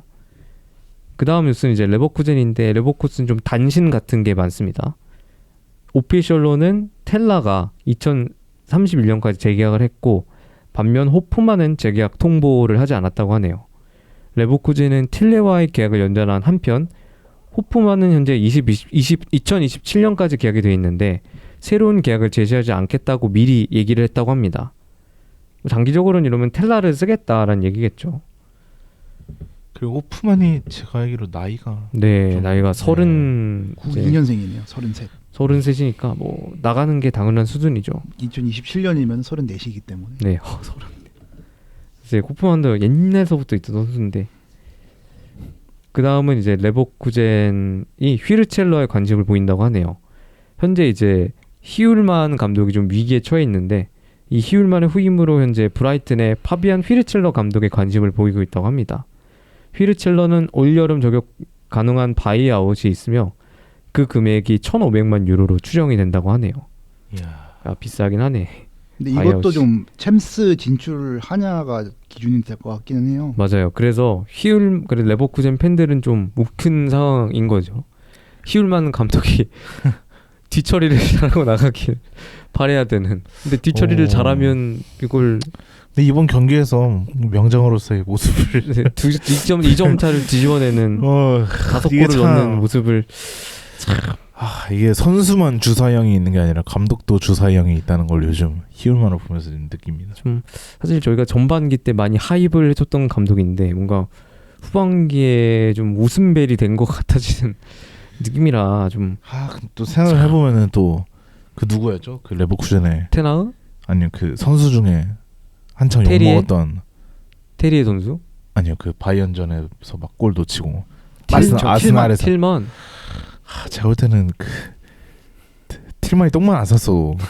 왜냐면 진짜 그 챔스와 바이언전으로 연결되는 거기서만 좋은 성적 나왔어도 사실 이런 얘기까지는 저는 절대로 안 나왔어요. 세계선이 달라졌을 텐데. 진짜 세계선이 달라졌을 텐데 결국에 애매하다가 그런 경기에서도 결국 져버리니까. 네. 결국에는 좀 이런 얘기도 나오는 게 아닌가. 네. 그래서 좀 휘르첼러에 관심을 보이겠다고. 휘르첼러가 예전에 이제 파울리 감독이었죠. 2부 리그 파울리 이끌고 승격으로 이끌었던 감독이라 분데스리가 적응에는 좀 문제가 없을 것 같습니다. 원래 여기가 본진이었으니. 그 다음 뉴스는 이제 코파네 에이전트가 이제 아스날이 가장 협상에서 앞서 있다고 대놓고 얘기를 했습니다. 당해봐서 그런지 바로. 네, 그래서 에이전트 에릭 데폴로는 인터뷰에서 첼시, 뉴캐슬, 에버튼, 브렌트포드, 바르셀로나, 뮌헨이 코파네한테 관심을 보였으며 현재 아스날이 제일 앞서 있다고 인터뷰를 했다고 합니다. 이래서 빅클럽과의 경기에서 잘해야 되는 이유가 있네요. 네, 근데 이게 확실히 코파네 선수가 아스날과의 경기에서 잘하는 모습을 보여줘가지고 좀 그렇죠. 그게 조금 영향 임팩트가 조금 하입이 돼 있더라고요. 많이 잘했어가지고 그때. 네. 근데 또 막상 보면 또 그 정도인가 이게 사실 싶기도 하면서 또 몸싸움 이런 건 또 괜찮거든요. 이 선수 보면은. 아직도 뭐 잠재력이 큰 선수니까. 네. 이게 개인적인 그 정도인가랑 팀 상황 때문에 그 정도인가 느끼는 저는 그렇죠, 그 차이도 그렇죠. 있다고 생각을 해서. 그렇죠, 맞아. 그런 느낌이죠. 그 과연 팀이 이 정도인데 이 정도 잘하는 거하고 또 아니면은 내가 봤을 때 얘는 별론데라는 게 있잖아요. 그런 차이도 있으니까 이건 좀 객관적이 아니라 좀 주관적으로 느껴야 될 부분 같아요. 이제 코파네 선수가 또 다음 시즌 어디 갈지 궁금합니다. 그 다음 뉴스는 이제 프랑크푸르트 뉴스고 마리오 게츠 선수가 2028년까지 재계약을 했습니다. 사진 보니까 머리를 좀 심은 것 같은데 해안선이 좀 앞으로 와 있더라고요. 터키에 갔다 왔나 봅니다. 터키 가서 심고 왔나? 그래서 마리오 게츠 선수가 어쨌든 좀 최근에는 확실히 예전서보다는 떨어진 폼 때문에 좀 저조한 모습을 보이고 있긴 하지만 그래도 좀 정신적 지주 역할을 할 수 있을 것이라 기대가 돼요. 게츠 선수는. 게츠가 손흥민 선수랑 동갑이었나요? 그렇죠. 92년생. 뭔가 근데 괴치 선수도 나중에 은퇴하면은 코치 잘할 것 같지 않아요? 머리가 좋은 선수라 가지고. 그렇죠. 이런 유형들이 좀 나중에 감독하고 그렇죠. 이제 머리도 좋고 잔머리도 좋은 선수라서. 잔머리가 좋으니까. 잔머리도 좋고 좀 팡풋에서 은퇴하고 제2의 하세베 이렇게 그쵸, 되나요? 그런 식으로 좀 가도. 네. 사진을 보니까 되게 코치 같네요. 네, 요즘 그냥 코치 그 약간 포스가 나요. 누가 봐도 나 코치 할 겁니다. 네. 나중에 플레이 코치 할 겁니다. 이런 게 좀 나가지고 어린 감독이 좀 낮은 리그 팀 감독 계약하는 그런 사진 같아요. 맞아요. 그 이제 좀 막 그 밑에 이런 거 첫 감독 뭐 그쵸, 이런 그런 느낌. 네. 처음 사인하는 그런 느낌. 사인하는 그런 느낌. 그래서 괴체는 아마 이제 프랑크푸르트가 마지막 팀이 될 것 같은 느낌이 듭니다. 이제 그 다음 뉴스는 이제 브레멘 뉴스인데 케케토프 선수가 전방 십자인대 부상을 당해서 시즌 아웃이 됐습니다. 목요일 브레멘 U23과의 친선 경기에서 십자인대 부상을 당했고요. 이제 출전할 수가 없게 됐습니다. 사실 하필 또 참 지금 딱 그나마 좀 폼을 찾았는데 참 부상을 당해버려가지고 안타까운 친선에서 일이었습니다. 이거를 그래 같은 내전 하는데 참 안타까운 부분이고요. 그리고 반면 이제 보니페이스 선수가 개인 훈련에 복귀했다는 뉴스도 있습니다. 12월 7일 함부르크전 이후 심각한 무릎 부상으로 라인업에 빠져있던 보니페이스가 지난 월요일 개인 훈련에 복귀를 했다고 합니다. 당초 시즌아웃 예상됐으나 브레멘에게는 다행히도 회복이 빨라 개인 훈련에 복귀를 할 수 있었고 어쩌면 시즌 막판 몇 경기에 출전할 수 있을 것으로 전망이 된다고 하네요. 저는 이 선수 살았다 생각했는데 복귀를 했네요. 사실 무릎 부상이 엄청 심각하다 들어가지고 그때 은퇴를 고민해야 될 부상이다라는 얘기까지 있었거든요. 그렇죠. 근데 또 이제 시즌 막판에 이제 토프가 부상당했다고 보니페이스가 돌아오는 좀 그런 셈이 됐으니 보니페이스가 이제 막판에 브레멘을 위해 또 지금 브레멘이 강등권 경쟁에 있으니 또 이런데 한두 골 넣어주면 또 영웅이 되지 않겠습니까? 그리고 경쟁 대상이 은진마잖아요. 좀 그렇죠. 기준이 정해져 있어가지고 네, 은진만보다 잘하면 된다. 그보다만 잘하면 된다. 네, 그보다만 잘. 느낌이라서. 근데 은진만은 최근에 볼프전에 골을 넣어가지고 까방권이 있다고 해요. 그래서 보니페이스 선수가 이제 시즌 막판 몇 경기 동안 좋은 모습을 또 보여줄지 기대가 되고. 근데 보니까 무사 선수가 네. 꽤 무사 선수 골 넣었죠 최근에. 네. 아니 뭐 골 넣은 것도 골 넣은 건데 되게 위협적이더라고요. 그래서 굳이 얘한테 기회를 줘야 되나 보니페이스한테 그런 느낌? 네, 뭐 물론 뭐 교체로 들어온 거니까 뭐 네. 그렇긴 한데 어쨌든 지금 브레멘이 저는 성적은 그렇게 엄청 좋아 보이진 않지만 그래도 감독 바뀌고 저는 경기력이 엄청 괜찮아졌다고 생각하거든요. 지금 라젠발 팬 입장에서 전반기 브레멘이랑 후반기 브레멘 이번에는 완전 저희가 좀 운이 좋았던 부분도 저는 있다고 생각을 해서 뭐 이따 경기 때 말하겠지만 확실히 조금 공격수들 현황이 조금 되게 강등권 싸움에 조금 큰 좀 포인트가 되지 않을까. 네. 그래서 뭐 브레멘 얘기는 여기까지 하고요. 마인츠 소식입니다. 다니 다코스타가 마인츠 알려지 2027년까지 계약 기간 연장을 하기로 했고요. 웃긴 일이 있는데 이제 올로모츠와 유로파 16강 2차전 이제 급동으로 잠깐 화장실을 다녀오려고 사인을 했다고 벤치한테. 근데 이제 벤치가 사인을 잘못 알아들어가지고 이걸 교체 신호로 알아들었다고 해요. 그래가지고 포툴스키와 다코스타 교체가 돼가지고 아예 화장실에 가게 됐습니다. 그래서 다코스타는 이제 마인츠와 잔류시 2027년까지 계약이 연장된다고 합니다. 이런 경우가 있긴 있군요. 근데 좀 찾아보는데 신기해가지고. 근데 저게 중간에 급동 갔다 올 수가 있나요, 그렇게? 좀 신기하긴 하네요. 그 다음은 이제 카와사키 소타 선수가 완전 이적 옵션을 발동을 했고 교토상가에서 임대온 카와사키 소타에 대해서 완전 이적 옵션을 발동했다고 하고 완전 이적 그 금액은 알려지지 않았습니다. 그 다음 뉴스는 이제 연방 법원이 마인츠의 알바르 벨가지 부당해고 소송을 기각했다고 하고 이게 어떤 일이냐면 2023년 10월 하마스의 공격 테러 이후 엘가지는 SNS에 반이스라엘 게시물을 올렸으나 이후 사과를 했는데 근데 또다시 올렸다고 해요. 그런 유사한 게시물을. 그래서 마인츠 구단은 사전 통보 없이 엘가지를 방출했습니다. 엘가지는 법원에 소송을 제기해서 2024년 부당해고 무효 판결을 받았고 26년 최종적으로 연방 법원이 마인츠 측의 항소를 기각하면서 마인츠는 23년 11월부터 24년 6월까지 미지급 급여 150만 유로를 엘가지한테 지급을 했다고 합니다. 항소가 기각이 된 거네요. 네, 그렇죠. 이제 엘가지 측이 유리하게 된 거죠. 결국에는 엘가지 측이 이제 다 받아갔으니까 미지급 급여를. 그래서 좀 마인츠는 좀 이런 짜잘짜잘한 소식이 많았습니다. 좀 그리고 감독 그 경질 같은 걸 생각해 보면은 네, 사퇴를 하면은 자녀 연봉을 좀 포기하는 느낌이라면은 경질을 했을 때는 위약금을 다 무는 네, 그런 맞아요. 느낌이잖아요. 그래서 여기서도 방출을 팀이 했는데 굳이 급여를 지급을 안 한 이유는 잘 모르겠네요. 그러니까 이제 뭐 위문을 어겼다라는 거겠죠. 아무래도 이거는 경기장 밖의 일로 정치적 이슈를 일으켜서 나간 거니까 이제 뭐 계약상의 의무를 위반했다 이래가지고 일방적 방출 통보를 한 거죠. 근데 이제 엘가지 측은 그 정도는 아니지 않느냐, 이게 그것도 사전 통보 없이 방출한 게 좀 억울하다 이래서 항소를 제기를 한 거고. 항소가 기각 당할 정도면은 저는 이거는 좀 오히려 계약상에 뚜렷하게 적혀 있지 않았을까. 네, 저도 그럴 가능성이 굉장히 높다고 생각을 합니다. 아무래도 이 동네는 노동자의 권리가 또 그렇죠. 센 동네이기도 독일은. 하고. 네.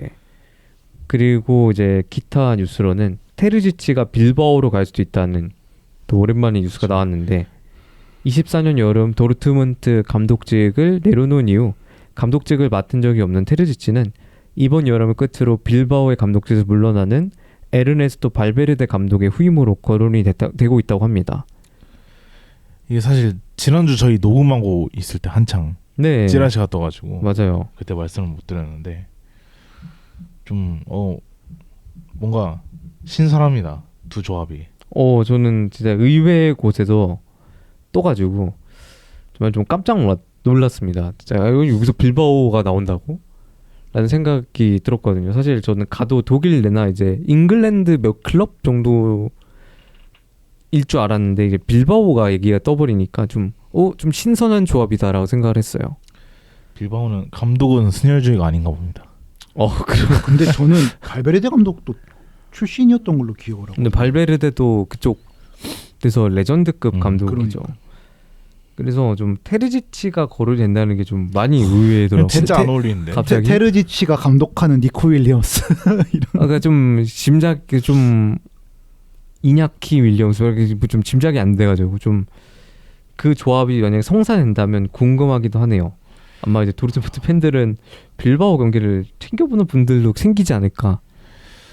둘이 전혀 안 어울리는데. 근데 저도 진짜 너무 좀 왜 둘이 매칭이 안 되지? 약간 뭐라 그러지, 그 안 어울리는 요리 같은 거 있잖아요. 뭔가 나리아주가 안 되는. 근데 좀 한식과 양식을 이상하게 섞어 놓은 듯한 그런 느낌. 그래서 좀 신기하고요. 양배추 김치 같은. 양배추 김치. 그런 느낌. 네, 그래서 뭐 그렇고요. 그 다음에 또 혹시 모르죠, 또 김비탕처럼 또 괜찮은 음식이 될지도. 그렇죠. 호불호가 센 대신에 또 맞는 분들이 계시는. 빌바오 사람들만 좋아하면 되는 거잖아요. 네, 뭐 거기서 매력적으로 느끼실 분들도. 그리고 뭐 챔스 결승 갔던 감독인데 또 나름의 바스크의 김비탕이 되라. 바스크 김비탕. 네, 아마 그쪽이면 이제 김피탕보다는 이제 빠에야 이쪽 느낌 않을까. 독일식 빠에야로 약간. 독일식 빠에야. 김치 빠에야 같은. 김치 빠에야. 그리고 또 여기는 안 적었지만 사실 뭐 전체적인 뉴스가 있는데 독일의 새로운 징병 규정이 생겼다고 해요. 그래서 이제 젊은 남성들은 허가 없이 독일을 떠날 수가 없다. 이런 얘기가 있더라고요. 2026년 1월 1일부터 17세부터 45세 사이의 모든 남성은 해외 유학, 취업, 장기 여행 등 어떤 이유로든 3개월 이상 독일을 떠날 경우 연방군 진로센터에 허가를 받아야 된다고 합니다. 사실 뭐 저희 입장에서는 별것도 아닌데 아무래도 선수 입장에서 보면은 이게 적용이 될까요? 이게 그건 간섭이 되는 규정일까요? 물론 이런 식으로 거의 편법을 만들긴 하겠지만 좀 이게 축구 선수는 아무래도 직업이다 보니까 이런 거를 통과시켜주는 기준을 만들긴 하겠지만 이 정도는 축구 협회에서 좀 담당을 해줘야 할 부분이라고 생각을 하긴 하거든요. 네. 보통 이런 걸로 크게 영향을 받는 사람은 저는 축구 선수 같은 사람들보다는 오히려 조금 일반인들이. 네, 저도 일반인들 사례라고 생각해서. 제일 우리나라랑 큰 차이점은 우리나라는 일처리가 빠르다는 거고 유럽이나 미국은 그런 거 하나 하려면은 몇 개월씩 막 걸리는 이런 답답한 상황이 많기 때문에 그게 조금 더 문제가 될 것 같기는 해서. 좀 여기 달리는 댓글들이 좀 웃겼는데 슐로터백도 갈 생각하지 마. 아니 이런 게 너무 웃겨가지고. 물론 이게 직접적으로 이게 진짜 해외 이적이 안 되거나 이런 극단적인 사례는 아니겠지만 어쨌든 이렇게 허락을 받아야 되는 것 자체가 좀 턱이 하나 생긴 거라고 생각을 해서 미미하게나마 좀 영향을 미칠 수 있을 것 같아서 살짝 좀 다뤄봤습니다. 그리고 흥미롭긴 하네요. 네, 흥미롭긴 해요, 저도 이런 일이. 그리고 이제 격국 뉴스는 여기까지고 이제 독일 국대로 잠깐 들어가 보도록 하겠습니다. 독일 국대 경기가 이제 친선전 2개가 있었는데 스위스와 가나와의 경기가 있었습니다. 이제 저희가 첫 명단 발표한 것에 대해서 좀 바뀐 점이 몇 가지 있었는데 우르비 선수가 경미한 부상으로 핀다맨이 대체 소집이 됐고요. 다음에 이제 골키퍼 넘버원은 바우만, 리벨, 그다음에 넘버 2는 리벨, 3는 이제 경쟁 중이라며 얘기를 했습니다. 그리고 레벨링 선수가 부상으로 국가대표팀에서 소집이 되지 않았고요. 대체 발탁은 없었습니다. 근데 이제 우르비를 이제 소집 해제시키면서 나겔스만이 이게 사실 경미한 부상인데 돌려보낸 거다라고 해서 많은 위넨 팬들이 좋아하더라고요. 그리고 좀 서드로 우선시 하고 있는 그런 느낌인 것 같기도 해. 나는 이 선수를 이렇게 생각하고 있다 이런 느낌을 주는. 근데 경미한 부상이라 돌려보냈다 이런 느낌? 서드인인데 살짝 아파서 돌려보냈다. 그래서 저는 좀 서드 경쟁에서 우르비가 좀 앞서 있다 이런 느낌으로 받았던 것 같아요. 그렇게 저도 생각하고 있거든요. 그래서 첫 경기 보면은 스위스와의 경기에서 3대4 난타전 끝에 승리를 거뒀는데 선발은 바우만, 키미타, 슐로터백, 라움, 미드필더진은 슈틸러, 고레츠카, 사네, 그다브리, 비르츠, 하베르츠가 나왔습니다. 그래서 많은 일이 있었는데 17분 선제골을 먹혔지만 26분에 타 선수가 헤딩 동점골로 A매치 첫 득점을 기록을 하면서 동점골이 됐고요.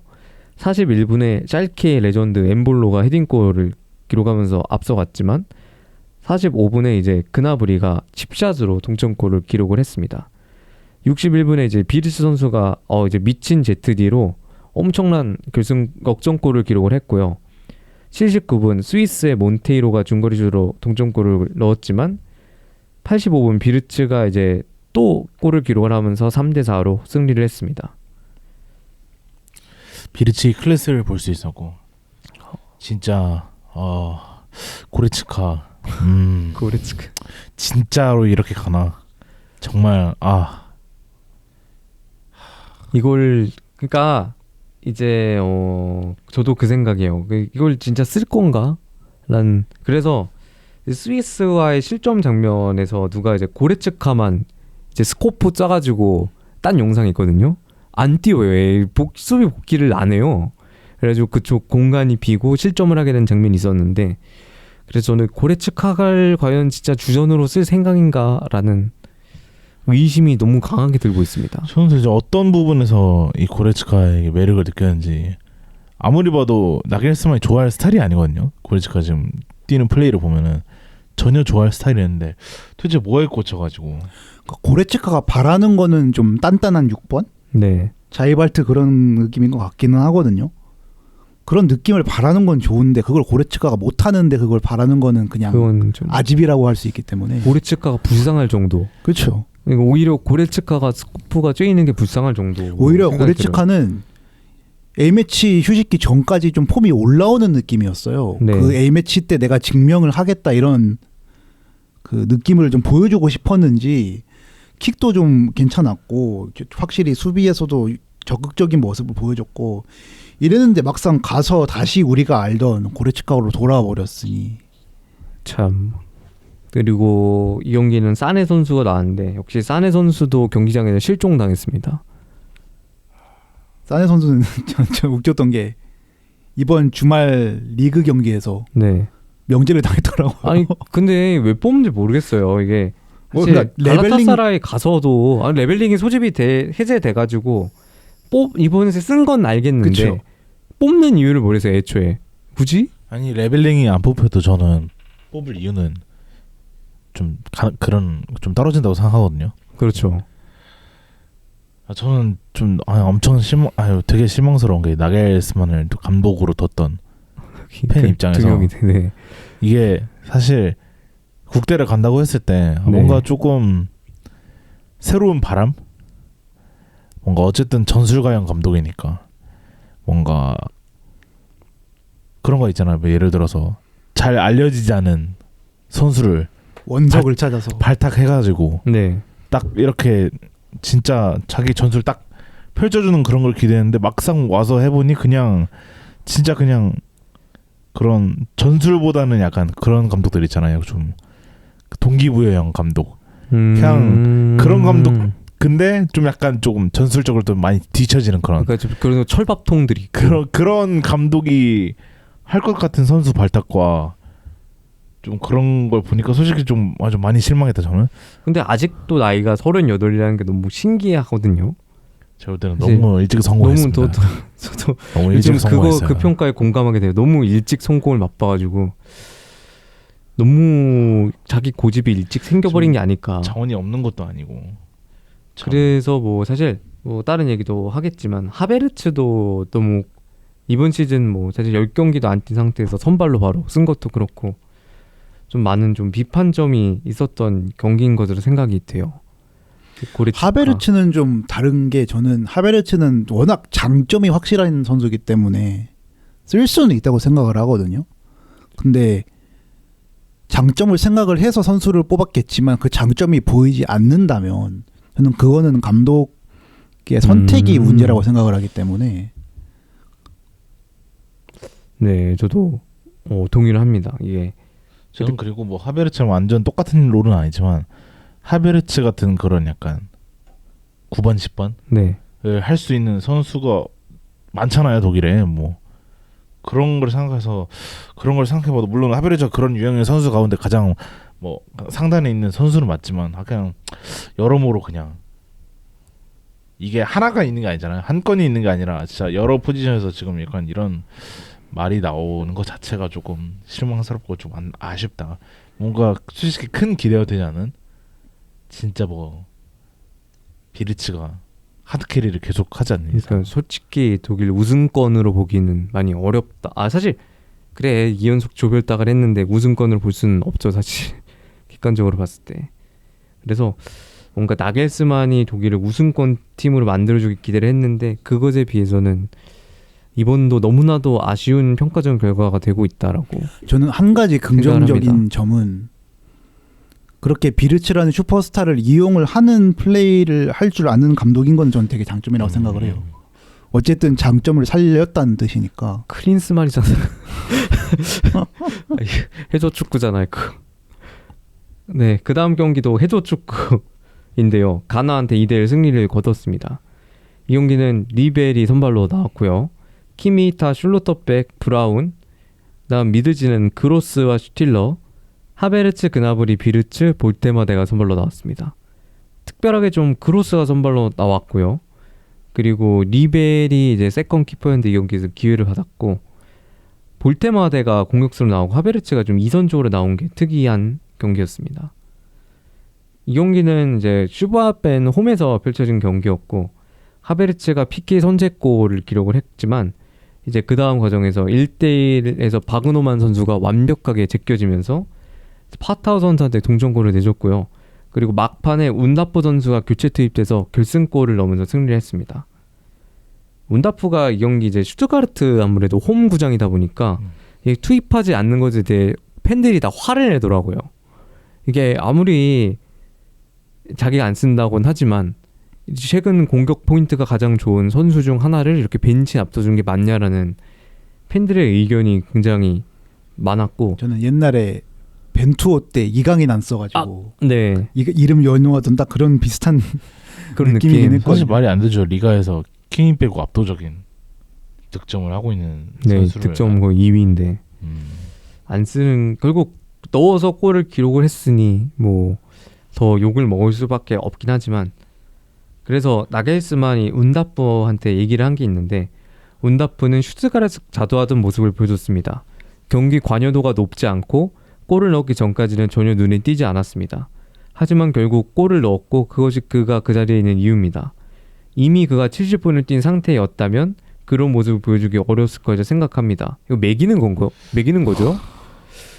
아 인터뷰 스킬이 너무 아쉽네요. 그러니까 이게 자기는 나는 팩트만을 전달한다고 얘기를 하고 있는데 이게 전체적으로 보면 좀 국대 감독으로서의 인터뷰가 아니죠 이거는. 이게 스킬이 좀 이게 언론들이 좋아하는 유형의 인터뷰라 리그에서도 계속 이런 식으로 인터뷰를 하는 감독이었잖아요. 사실 미넨에서 익숙한 맛이었죠. 근데 그게 성적이 좋지 않으면 절대로 자신한테 장점이 하나도 없는 유리한 점이 하나도 없는 그런 인터뷰라고 생각을 하거든요.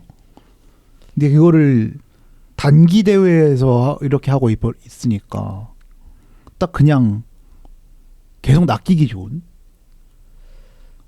정말 인터뷰 스킬 진짜 잘 모르겠습니다 이 양반은. 그래서 이게 나중에 이제 부진 지금 뭐 중간에 좀 독일이 주춤했을 때가 있었는데 그때도 좀 욕을 많이 먹었는데 이제 월드컵이라는 단계에 들어서면 이게 멘탈이 남아날 수 있을지 과연 나겔스만이 그래서 많은 고민이 되고 그래서 이제 나겔스만의 스쿼드 계획에 대해서 좀 흥미로운 글이 있어가지고 좀 가져와 봤는데요. 그래서 3개의 분류로 선수단이 나눠져 있다고 하네요. 그래서 1, 2, 3이 있는데 먼저 첫 번째는 이제 닭주전 그룹입니다. 이제 천재지변이 터지지 않는 한 국대에 뽑히는 주전 라인업 그룹이고 여기에는 이제 바우만, 키미, 타 슐로터백, 라움, 파블로비치, 비르츠, 하베르츠, 그나브리가 있고 무시알라는 이제 추가적인 부상이 없으면은 거의 무조건 들어가는 라인업입니다. 좀 확정이 안 난 포지션을 보면 결국에는 계속 얘기가 나왔던 8번 파블로비치 네. 짝. 짝으로는 고레츠카 아니면 이제 은메차가 부상해도 좀 빨리 돌아왔으면 좋겠어요. 저도. 네, 은메차가 이게 장기 부상을 당한 게 굉장히 좀 걱정되긴 해요. 그리고 이제 2선은 무시알라 하베르츠가 주전이라고 하면 이제 남은 한 자리 오른쪽 뭐 그나브리가 가장 현재는 앞서 있긴 하다고 생각을 하는데 원래는 그나브리를 10번으로 생각을 하고 있었대요. 10번 백업 정도로. 네. 워낙 지금 미넨에서 그 위치에서 좋은 모습을 보여주기 있기 때문에 근데 이번 평가전에서 사네가 보여준 모습 그리고 레벨링이 부상으로 빠져버려서 원래 그 한 자리 윙어를 이번 평가전으로 주전을 좀 정하려고 했는데 오히려 그나브리 쪽으로 좀 기우는 그래서 이 그룹에 들어갔다는 써본 사네보다 오히려 안 쓴 그렇죠. 그나브리가 그게 좀 흥미로운 거긴 했는데 얘는 아니다 싶었나 보네 진짜. 그나브리가 바이언에서도 이번 시즌 디아스가 못 나오는 경기에서 좀 왼쪽 윙어로 나오는 경기가 있었는데 맞아요. 초반에는 좀 별로였어요. 그 10번에서 보여줬던 장점이 하나도 안 보이기는 했고 근데 오히려 최근 경기에서 이제 디아스가 못 나왔던 경기는 그나브리가 왼쪽으로 나왔을 때도 꽤 좋은 모습을 보여줬기 때문에 운영전에서 골을 넣기도 했고 그래서 아마 이변이 없이 아마 이 라인업은 그대로 갈 것 같습니다. 그리고 이제 이번 그룹은 이제 백업 팀인데 거의 이제 발탁이 확실되는 백업 네, 이렇게 볼 수 있을 것 같아요. 그렇죠. 그래서 리벨 우르비, 리디거 안톤, 브라운 그로스 볼테마데, 칼, 운다프, 샤데, 치아오, 필크루크가 들어있는데 좀 뭐 다른 선수들은 다 예상이 가지만 의외인 점이 필크루크 이 부분은 이제 나겔스만이 백업에는 좀 타겟형 스트라이커를 한 명 원한다. 네. 이렇게 해서 좀 필 어게인이 돼버리긴 했는데 네. 뭐 충분히 저는 할 수 있는 판단이라고 생각을 하고 뭐 굳이 같은 유형의 선수를 단기 대회에서 막 엄청 많이 필요할 것 같지는 않아서 저도 뭐 이거는 뭐 물론 100% 납득은 안 되지만 뭐 할 수는 있는 선택이라 생각해요. 어쨌든 다른 유형의 선수니까 필크루크는. 그래서 좀 그리고 이제 칼 선수가 여기 있는데 이 정도인가요? 저는 평가전에서 보여준 모습 되게 괜찮았다고 생각을 해요. 네, 저 평가전에서는 잘했다고 생각을 하지만 대표적인 장면 하나 있었잖아요. 탈압박 해가지고 여러 명 사이 뚫다가 파울 당하는 딱 그 모습 보고 다시 좀 그래도 폼이 올라오고 있다. 어제 경기도 그렇고 그 그렇죠. 인터뷰 한번 잘못했다가 완전 나락으로 떨어졌던 선수인데 좀 그래도 꽤 이제 다시 올라오고 있기 때문에 월드컵에서도 좋은 모습을 보여준다면 또 슈퍼스타 한 명이 탄생을 할 수 있기 때문에 월드컵에서도 상탈해야죠. 그렇죠. 상탈해야죠. 그 나중에 그건 얘기하겠습니다. 네, 리뷰할 때. 그리고 이제 3번 그룹인데 얘네들은 이제 갈지 말지 좀 긴가민가한 그룹입니다. 핀다멘, 슈타우, 파그노만, 슈틸러, 피리, 웨드라우고 미텔 슈타트가 있는데 저는 다른 선수는 그렇게 했는데 슈틸러가 여기 들어가는 게 아까 그 고레츠카랑 같이 파트너가 나왔을 때 고레츠카가 못한 거를 혹시 슈틸러 탓으로 생각하고 있나? 덤튀기 씌우려고. 덤튀기를 씌웠나? 이런 불안함이 좀 있기는 해요. 고레츠카가 흔들린 이유는 옆에 슈틸러가 흔들렸기 때문이다라고 포장을 하려고. 근데 슈틸러가 여기 있다는 게 두 경기를 다 선발로 나왔는데 여기 있다는 거는 좀 운다프 이해가 만큼 쉽지 않긴 것 하네요. 같은. 진짜 연막인가? 네. 그래서 정말 물론 여기 좀 미텔슈타트도 좀 아쉽긴 한데 저는 미텔슈타트랑 라움이 좀 비슷한 유형이라 생각해가지고 둘 중 하나를 있다 보니까 둘 중 하나를 뽑아야 된다면 저는 라움이라고 생각해요. 근데 좀 아쉽긴 하다. 이게 하필이면 동시대 같은 유형의 선수가 2명 나와버려가지고. 저는 바쿠가 없는 게 조금 바쿠 섭섭하네요. 사실 안 뽑힐 이유는 없다고 생각을 하는데. 네. 이게 풀백 자리가 확실히 키미가 뛰고 있긴 하지만 키미도 뭔가 1대1 수비를 할 때나 이럴 때 장점을 발휘한 유형은 아니라. 근데 다 비슷비슷한 유형이라서. 네. 사실 그런데 또 오른쪽 수비에 뭔가 그럼 닥주전이라 부를 선수가 있냐고 그러면 좀 물음표기도 하고. 어쨌든 그 자리가 가장 고민이 많은 포지션인 것 같아요. 오른쪽 백업도 솔직히 키미 제외하면은 되게 애매하다고 생각해서 이번에 파그노만이 뽑혔는데 파그노만도 호러쇼를 그래서 저는 오히려 최종 선택은 바쿠가 될 수도 있지 않을까. 저는 바쿠는 골도 넣고 했으니까. 그래서 그렇죠. 이제 그 자리도 좀 고민을 해봐야 될 것 같네요. 오른쪽 백업. 외대라고는 부상이나 조금 돌아왔으면 좋겠고 국대는 꿈도 꾸지 마시고 물론 정말 잘했지만 몸이나 건강하시길. 이번에 교체로 출전을 했는데 혹시 또 모르게 남은 6경인가요? 네. 남은 경기에서 또 이제 미친 활약 보여주면 또 턱걸이 마지막 티켓을 하면 좋겠다. 희망사항이었습니다. 그리고 또 문득 드는 생각은 이게 정상인 건데 이렇게 딱 정해져 있고 좀 불안한 부분 몇 개를 해소를 하는 게 평가전이 정상적인 건데 참 누구랑 비교가 많이 됩니다. 그렇죠. 사실 이게 우리가 지금 이 명단에 대해서 의문을 품고 있지만 다른 감독이 다 이게 풀리는 거잖아요. 이게 나름 저희가 납득은 못하지만 딱 정리가 돼 있는. 근데 우리는 이제 그거를 이제 한국 사실 저희는, 지금 3백부터 해가지고 참 굉장히 여러 주전 포메이션에 진짜 3백 할 건가 싶기도 하고 생각을 잘 모르겠습니다. 저는 좀 소신 발언하자면 바이언 팬으로서 이번 월드컵은 잉글랜드 아니면 좀 프랑스를 응원할 것 같아요. 발롱도르를 위해서. 케인의 발롱도르를 위해 마지막 스텝을. 케인이 혹시 만약에 잉글랜드가 또 잉글랜드 해버렸다, 투헬 해버렸다 그러면은 올리세가 더 가능성이 있을 수 있기 때문에 이번 잉글랜드 하는 거라지. 그러니까 거기도 투헬이 진짜 이번에 일본한테 졌죠, 잉글랜드가. 근데 이번 경기 둘 다 케인이 못 나오긴 했거든요. 레알전을 지금 대비해서 부상 얘기가 좀 있었어가지고. 그래서 투헬도 경기 끝나고 인터뷰에서 다른 팀도 프랑스도 음바페한테 그렇게 다 몰고 그런 팀이 많은데 스페인도 야말한테 몰리고 우리는 왜 케인을 그렇게 사용하면 안 되냐 막 이런 식으로 인터뷰를 또 하긴 했었거든요. 맞는 말이긴 한데. 그렇죠. 맞는 말인데. 아니, 스쿼드를 가지고 말이 안 되죠. 그거는 언변이 어떻게 그래도 참 나겔스만과 다를 바가 없다. 이놈 새끼 머리까지는 나겔스만 하니까요. 이혼한 나겔스만. 이거 독일 감독들이 문제네 다 이거. 그렇죠. 말을 좀 너무 직설적으로 하시네. 자, 그러면 여기까지 이제 마이슬 샬레 105화 1부였고요. 105화 1부 마치고 2부로 돌아오도록 하겠습니다.